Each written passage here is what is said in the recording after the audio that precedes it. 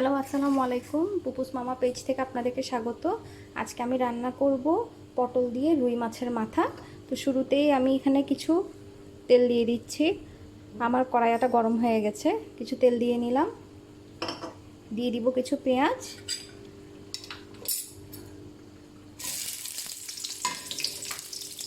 আমি এখানে পেঁয়াজটা কম দিচ্ছি কারণ আমি পেঁয়াজের বাটা ইউজ করব। পেঁয়াজটা হালকা বাদামি হয়ে এসেছে, আমি কিছু পানি দিয়ে দিব। মশলাগুলো দিয়ে দিব। এখন দিয়ে দিচ্ছি অল্প আদা রসুন বাটা, অল্পই দিয়েছি আমি এখানে আদা রসুন একসাথে বাটা। এখন দিয়ে দিব লাল মরিচ পাউডার, দিয়ে দিব হলুদ গুঁড়ো সামান্য একটু দিয়েছি, দিয়ে দিব ধনে জিরা গুঁড়া,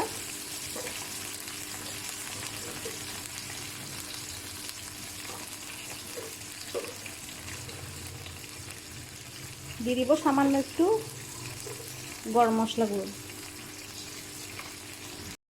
দিয়ে দিব সামান্য একটু পেঁয়াজ বাটা। আমি এখানে 1 টেবিল চামচের মতো পেঁয়াজ বাটা ইউজ করেছি। আমার মশলাটা কষে এসেছে, এখন আমি এখানে কিছু আলু দিয়ে দিচ্ছি।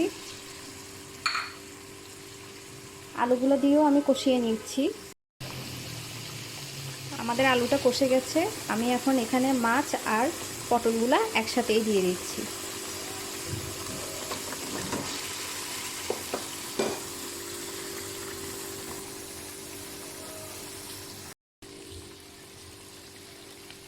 এখানে মাছগুলোকে কষতে দিয়ে দিয়েছি। এখন এগুলো সুন্দর মতো সবগুলো কষে গেলে আমি পানি দিয়ে দিব। আমার মাছগুলো কষে এসেছে, আমি এখন এখানে পানি অ্যাড করে দিচ্ছি। অত বেশি কম ঝোলও দিব না, আবার অতিরিক্ত ঝোলও দিব না, আমি মিডিয়াম ঝোল দিচ্ছি। এখন এগুলোকে হতে দিব, রান্না হতে দিব।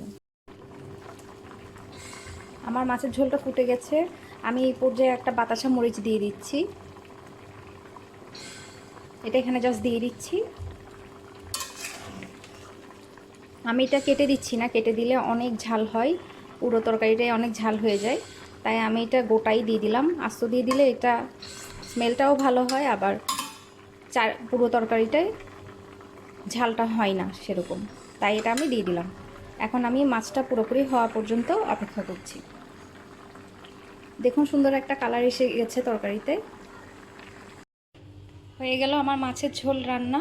আলু পটল দিয়ে রুই মাছের মাথা আর লেজ দিয়ে ঝোল রান্না হয়ে গেছে। আপনারা সবাই ট্রাই করবেন, এটা অনেক খেতে মজা।